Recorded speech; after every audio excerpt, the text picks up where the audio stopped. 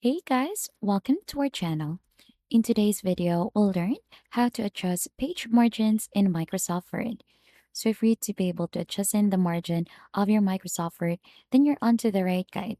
So you'll just need to open the document first that you want to go ahead and adjust the margin, and then right after, onto the upper corner of the screen, there you should be able to see the page layout.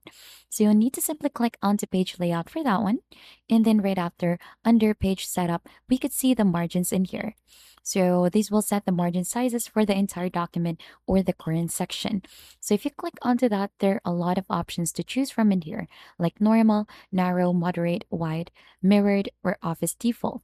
So you could see also the inches for that. We have the top, inside, bottom, and outside for that. But if you want to go ahead and customize this, you could click onto custom margin. So you could choose onto the options in here. So you'll just need to simply type in. So for example, for the top, you want to do 2 inch for that.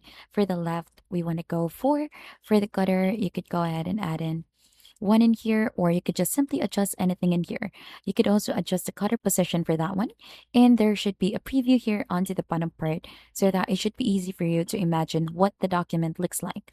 So you could choose the orientation from portrait to landscape, and then you could also choose in the multiple pages for that. So you could choose onto which pages this one will apply. So you could choose for the whole document or this point forward. So you could set this as default or just simply click onto OK to apply the changes. And that is just basically it onto how to adjust page margins in Microsoft Word. And if you think this tutorial has been helpful, don't forget to hit the like, subscribe, and we'll see you on to our next video.